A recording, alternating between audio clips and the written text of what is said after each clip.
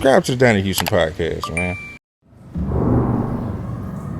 What's going down? It's your boy Donnie Houston. Hey man, I just want to let y'all know we getting ready to get into a real dope interview, real great interview with Dr. Todd Boyd. He is a Price Chair for Study of Race and Popular Culture and Professor of Cinema and Media Studies at USC. He's a media commentator, an author, producer, consultant.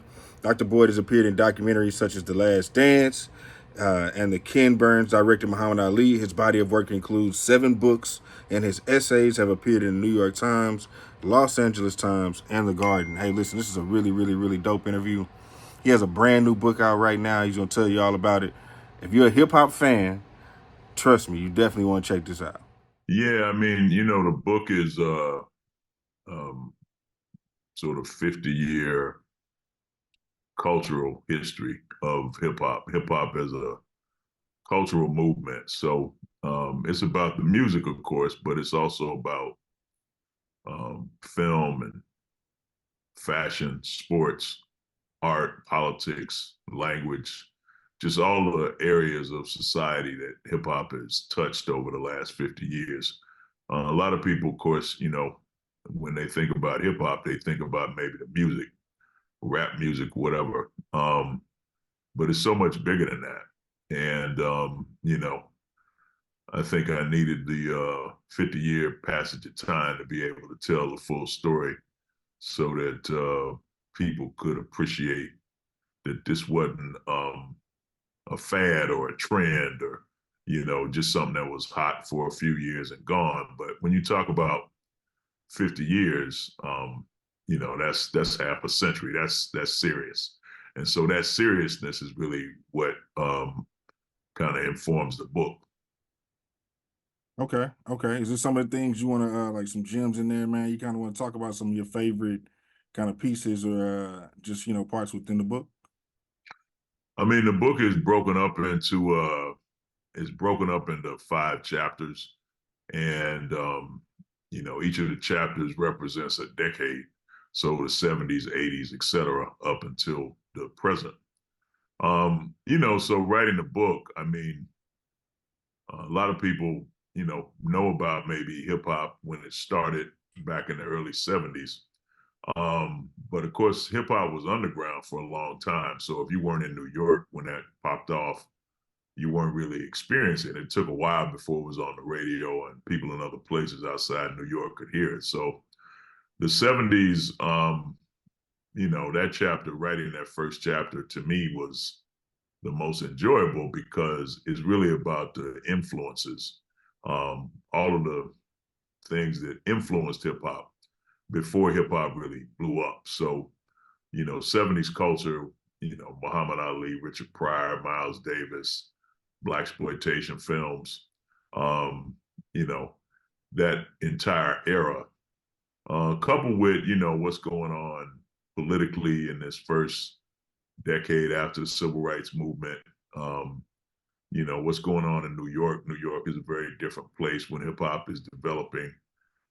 So I talk about things like, sort of urban decay in the South Bronx, movie like Taxi Driver, that kind of gives you an image in New York, but also, the Black Panther Party, Angela Davis, um, you know, so many examples. So it was really that chapter, the first chapter, that to me was the most fun because I could kind of relive all of those elements that, maybe a lot of people don't think of when they think of hip hop, but in future generations, people would be referencing blaxploitation movies or they would be sampling, Richard Pryor albums or whatever. So it was like all those influences that were dominant when hip hop was developing became part of hip hop's overall identity. And you could see that, in future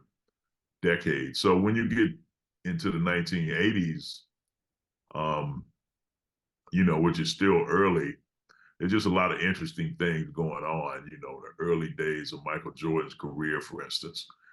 So, going back and dealing with that history kind of set the table for when you get to the 90s and beyond when hip hop like really blows up. So that was enjoyable because I think, maybe people don't think about like the connection that some of those cultural figures from those early days had on the culture. I mean, one of the first stories I tell in the book is that week that DJ Kool Herc, of course, threw that famous party in 1973. Um, that week, the number one movie at the box office was Pam Grier's Foxy Brown. Hmm. So, if you think about that, and All then that's by the happening all at the same time. yeah, exactly. And Foxy Brown, the rapper, would come up in the 90s, and then you get Jackie Brown, the Tarantino film. So I just thought it was interesting that as this party was taking place, which wasn't a big deal other than to people who were like attending, who were there, most people didn't know anything about it, right? But the number one movie at the box office was the Pam Grier movie. I thought that was a cool coincidence. Yeah, man, it's interesting. Can you tell me? Because I remember seeing you like this is probably DVD era, man. I think it was Bigger Than Life. It's the one that probably sticks out the most, the Biggie documentary. Can you tell me, how did you even get to this place to say, okay, I'm gonna, be a professor and talk about, culture and all these things? Like, how do you even get to the point of getting to USC, like prior to all the documentaries and the books and all of that?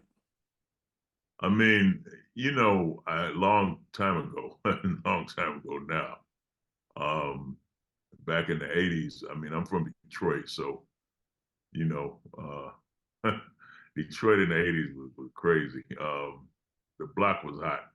So Okay, I, let me stop this because it's Friday and BMF just came on. Can you tell me, are you witnessing that type of stuff? Is that whole thing going on around you, or the 50 Boys, or whoever was that whole thing they talk about? Like, were you being able to see that in real time?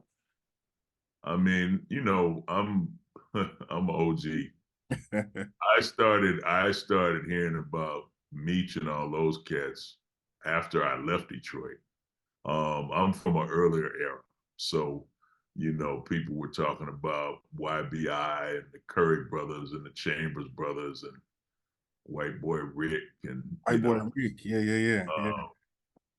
Maserati Rick. And, I mean, as I say, those cats they were like in a different part of Detroit, really outside Detroit, like River Rouge, Ecorse. I think they were in Ecorse, Inkster.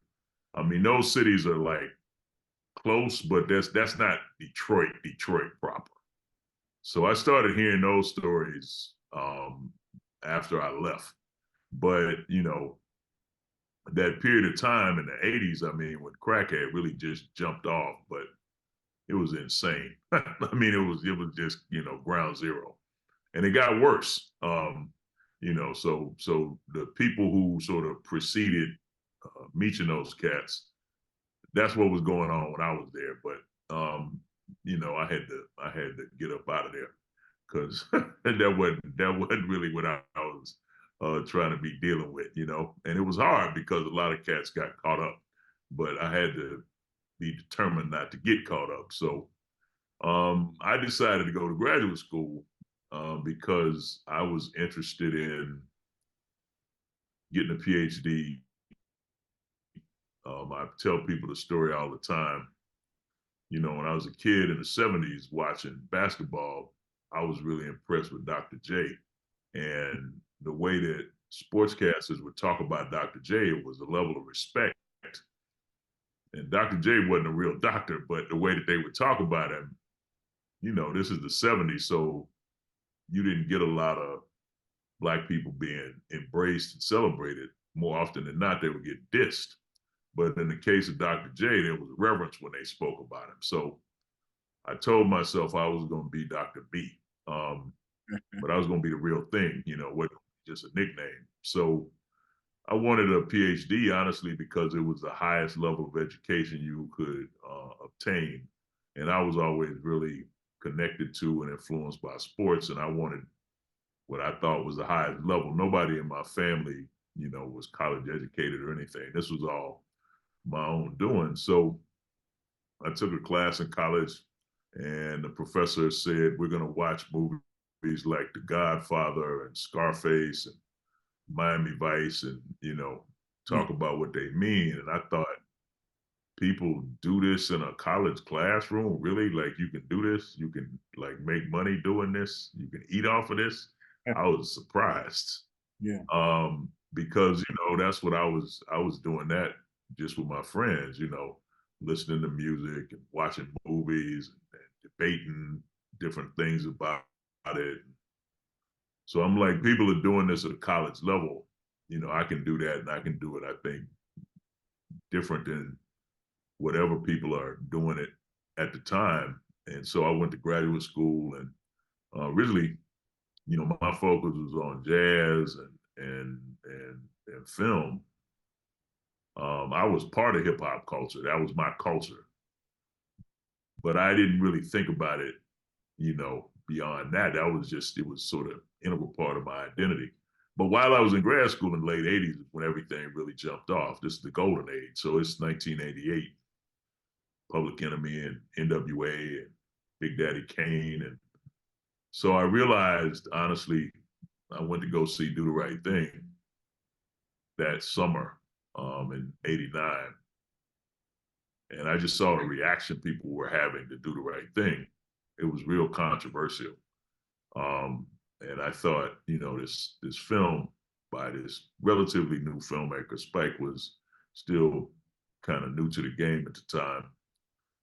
And, I remember seeing Spike do interviews, and he would be repping. He would always have on his like New York gear. And I could identify with that. And I'm like, one day it'd be cool to be on television and rep Detroit like that. And so I think what happened is I realized, watching Do the Right Thing, and how much controversy it had generated and how much people were talking about it. Far beyond movies. I mean, people were talking about that film, as a serious sort of cultural example. They were debating it. Some people were criticizing it. Some people were saying it was going to start a riot. And I realized at that moment that there was more to come, you know. Um, and I needed to be the person who was going to have to explain it. Hmm. Because I knew from those conversations that I was hearing that a lot of people didn't have the ability to explain what they were seeing because they had no connection to the culture. The culture was second nature to me. And so at that point, I'm like, I'm going to be the person who's going to explain this culture to the world. Now, I'm a graduate student, but that's what I'm telling myself as a, sort of way of motivating me, and also hoping that I would get the opportunity to do that. But that's what I was focused on, and the culture developed. And, a few years later, I started at USC right after the LA riots. Hmm. And, at Man, that point, how was that temperature, man? Because I mean, you going over there, you coming from Detroit to USC in '92 when I was going on 91, 92, whenever that was, I think it was. too. Man. I mean, Detroit prepared me. I remember when the LA riots popped off. So, there's a Rodney King beating, and then a year later, the verdict in the case, and then the riots. And I remember I was on the phone with my father, and my father reminded me, he's like, yo, I lived through two riots in Detroit, one in the '40s and then one in the late '60s. And I was like, wow, that's deep. And I just thought about, like, from my father to me. And he's like, you out there in LA, it'll be all right. You'll be all right. He was just like, just what it is. Like, so, but it was hot. And, when I first got here, I mean, there were buildings still burnt down, and you could see it. You could almost smell the smoke still being in the air.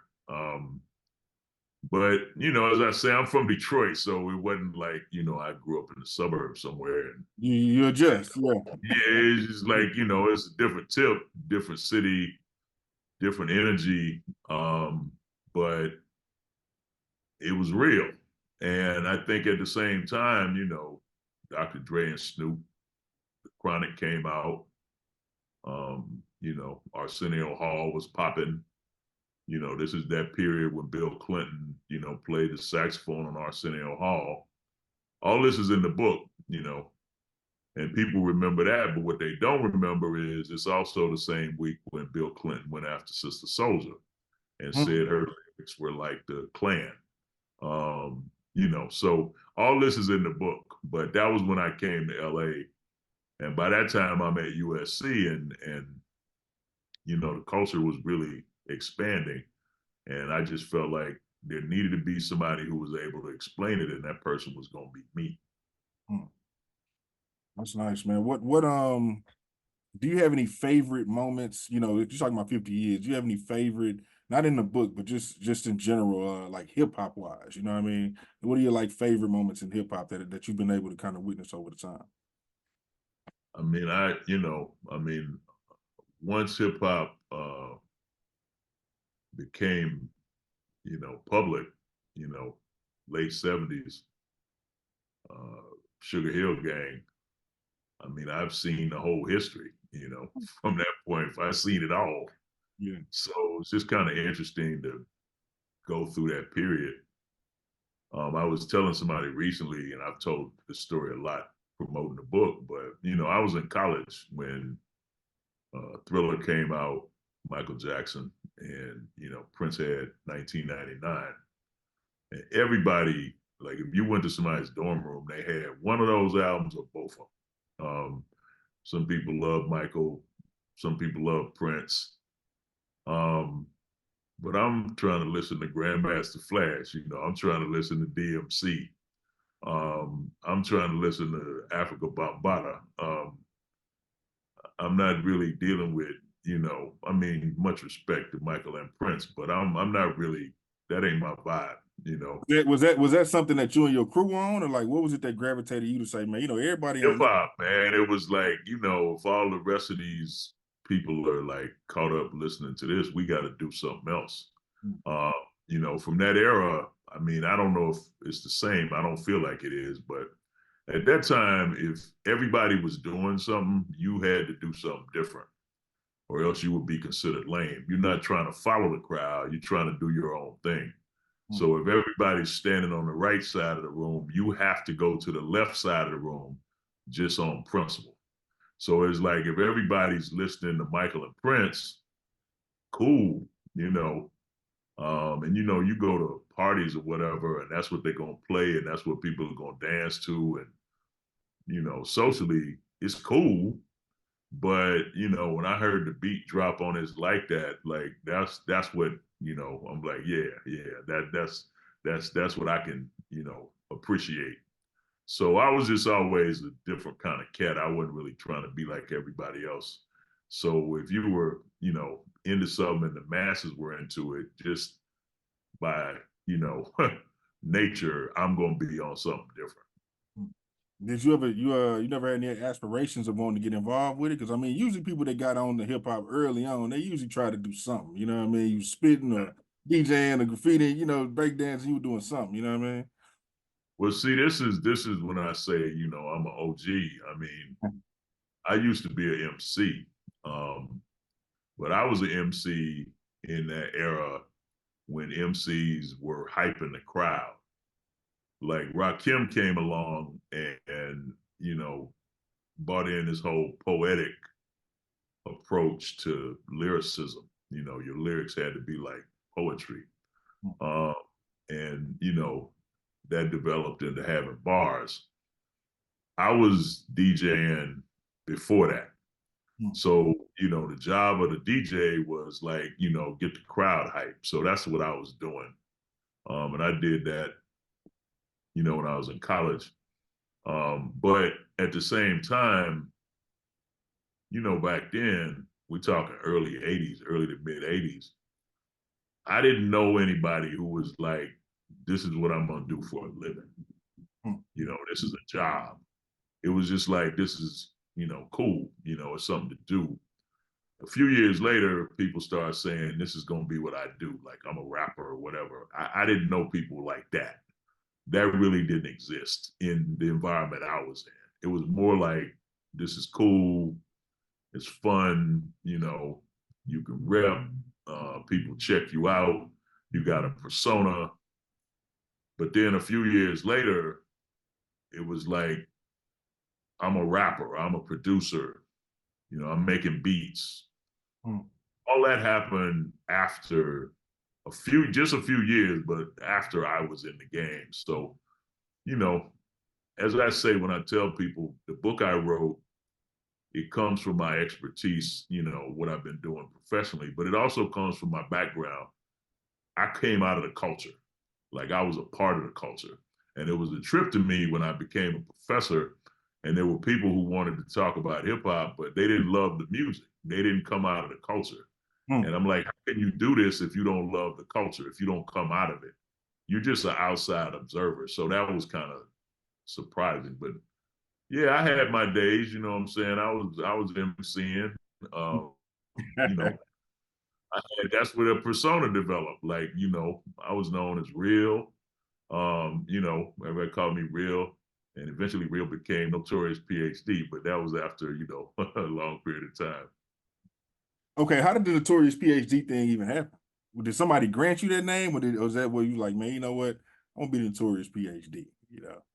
See, again, in my era, you couldn't really give yourself a name. You'd be looked at funny, like how you gonna name yourself? So I had been at USC a while, and the LA Times did a feature on me. This is like early 2000s, 2003, I think it was. And the LA Times did a feature on me. So I had been at USC probably like 11 years at that point. So, I had a rep. People knew who I was. But the LA Times, in the article they wrote, the title of it was Notorious PhD. Hmm. Um, and, I always like big, you know what I'm saying? So I was cool with that. And it fit. It fit. So I just kind of ran with it. And there was a time when I was like, I'm going to drop that, you know what I'm saying? But every time I would do something, every time somebody would invite me to be on a show or for a speech or whatever, like they would say Notorious PhD. And people love that. People really like, when they would say it, they would smile. And it just kept happening so much. I'm like, well, I guess that's who I am. I'm going to just have to ride it, ride it on out. That's who I am, Notorious PhD. And man, it's funny to me because people will say that and just there's a look on their face when they say it, like they really enjoy saying it. So I appreciate it, but that's where that came from. The LA Times labeled me Notorious PhD. It fit. So I just, ran with it. Nice, nice. Man, tell me, how do you feel as someone who's seen, hip hop from literally from the start and seen it evolve over, these past 50 years and where it is right now? Like it's clearly not in the same place. Is for the, well, I would say you still have people that are kind of sticking to what it was about, but for the most part, the things that are pushed out through the masses, in my opinion, don't really feel like they're connected to like what hip hop really started to be about, like the real expression and all that, because the money's been involved and it's just been so commercialized and all these types of things. What is your opinion on that, like where it is today? I mean, the way I've been explaining this, talking about the book, is like if you're if you think about a person that's 50 years old, right? Somebody who's 50 is going to be different than somebody who's 25 or somebody who's 30, right? So think about hip hop the same way. What hip hop is doing when it's 50 is different than what it was doing when it was 25 or when it was 30 or when it was 10, you know? So, we can't expect hip hop to be in the same place it was because times change. And if it was in the same place that it started, we wouldn't be sitting here talking about it. Hmm. Things grow, things evolve. They go in different directions. They appeal to different people. I was just having a conversation with a friend of mine earlier this morning, and we were talking about, J. Cole's bars, getting at, Kendrick and, Kendrick's bars. And I was like, man, I don't know. Maybe it's me, but this is cool. But it just felt like back in the day, you know, Ain't really coming at each other, man. It's real, like it's tiptoeing around it, man. Like, yeah. I mean, I'm not I don't want this to be, misunderstood. But, you know, there was a point when people from one coast couldn't go to another coast over lyrics. Like, Yeah. I mean, it was that deep, you know, or when Ice Cube, flamed NWA, like everything about that, even Jay and Nas, like Was um, direct. people were worried that it was going to go beyond what was on record. Like they were worried that it was going to be a repeat of Big and Pop. So obviously we lost some people through all that, and I'm not celebrating that at all. I think that's tragic and unfortunate and a bad look. But it's just hard for me now. Like, okay, Kendrick, okay, J. Cole, like, they're both. I like both of them as rappers. But it just seems to me like, are you really beefing or are you? It's kind of like if you watch an NBA game now. Now these dudes square up like they want to do something, but they're not really trying to throw no hands. Yeah. Really, Yeah. I come from the era of the bad boys, right? So Yeah. you're gonna get your ass whooped, and you're gonna take a defeat. You're gonna take an L and an ass whooping out of there. So now when I see these dudes, I mean, they're kind of funny to me because, like, you're not really trying to do that. So I kind of feel that same way. But I say all that to say, I'm not the target audience. Hmm. I'm not the target audience for what's going on now. So I'm an observer. What it seems like to me is different than what it seems like to somebody who's part of that generation. So I'm paying attention to all these conversations people are having. Just for me and my generation, it doesn't feel like the same sort of thing. It's like, maybe battle rapping to some extent, but it just doesn't have the same weight. And, I'm not saying I want to see anybody like, get shot or anything like that. I'm just saying the beefs in the past were more personal. Right. Right. These seem like, they're basically, I'm a better rapper than you, which is cool and which is part of the culture, just not the same thing. Yeah. Yeah. Man, do you because we're talking a lot about the younger generation, but the cool thing now is like you also have like cats like Nas and like the older guys still performing at these high levels. How do you feel when you hear somebody like Andre 3000 say like he's X amount of years old and like nobody wants to hear an old rapper? I don't believe that. I don't really subscribe to that idea. Like I think like somebody like Andre 3000 still has a space today within the culture, rapping, not I just mean, flute, you know what I'm saying? right, right. I mean, I kind of like that flute album, just as a It's a change up. vibe. It's a cool Um, vibe. I mean, but it's not the lyrics that we have come to appreciate from Andre. I mean, he's such a great lyricist that people want more. I like those albums Nas has been putting out the last 2-3 years. I really like them because I like Nas. And I like hearing what a cat at Nas's stage in life is rapping about. Um, you know, he's older, he's been very successful, he's made a lot of money, he's had a lot of influence, but he still has things he wants to say. So I appreciate that. I also, though, I understand what Andre is saying. Um, you know, it's like there's a whole lot of things, kind of like I was saying in a previous question, I'm not the target audience. So there's a lot of things I see now and I have thoughts about them, but I'm like, does anybody really care what I think about this? Um, these younger people want to talk about their own things. They not trying to hear what I had to say. So I get what Andre is saying. And if you don't feel compelled to rap, then you shouldn't do it. Um, but I think if he did do it, there would be a lot of people eager to hear what he's rapping about. But when you're in your 40s, you're in your 50s, are you going to be rapping about like the thing that you were rapping about in your 20s? No, hopefully not. Right. Because if you are, you haven't really shown any growth. So, I mean, it's like Jay-Z, there's the late career Jay-Z. I mean, what Jay-Z's rapping about when he raps is different than what he was rapping about on Reasonable Doubt. Right. In my lifetime, those early records. So I certainly appreciate the OGs that are still doing their thing.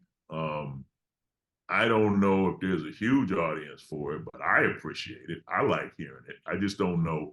I mean, you may remember there was this conversation. This was 2, 3, 4 years ago, whatever. Lonzo Ball, I think he might have still even been playing for the Lakers, and he was like, nobody listens to Nas, Yeah. and Yeah. I'm like, it's not that nobody listens to Nas. You don't listen to Don't listen Nas. to him. Yeah. Yeah. You don't. But you're so young that you're assuming that everybody sees things the way you and your peers do. And when I was his age, I probably would have said something similar. So I'm not hating. I was just like, there are different audiences of people who want to hear different things. And the fact that hip hop is still around and you can still make records and there are older people who would appreciate that, I think that's a good thing. I just don't know if the industry is motivated enough to invest in, producing those kind of artists, because it's about how much money they're going to make, and they probably have their investments in much younger people. Yeah. Yeah. Well, man, listen, man, this has been great. I appreciate you taking time out, man, to talk to me about everything, and I'm looking forward to diving into the book. You got anything you want to say before we close out? No, I mean, I appreciate the conversation. This has been a cool conversation. It's nice to be able to talk to people that's invested in the culture, and, appreciate you promoting the book. And, to everybody that's checking this out, and, Rappers Deluxe, how hip hop made the world. It's personal, but it's also professional. I have been describing the book, the design of the book, and it's like an experience. Curation of the photos, which I did, as well as the written word, the way it's laid out. One of the reviews of the book said having this book is like a status symbol. And I love that because, I want this to be the kind of thing that people, buy and you read it, you put it down, and you come back to it, and you refer to it later. You have it, in a prominent place in your crib. People can see it, It's more than just a book. It's an experience. So thank you for, promoting it. And hopefully, everybody who checks it out, comes to appreciate it as well. For sure, man. Well, listen, man. Thanks, man. All right. You're welcome. Subscribe to the Donnie Houston podcast, man.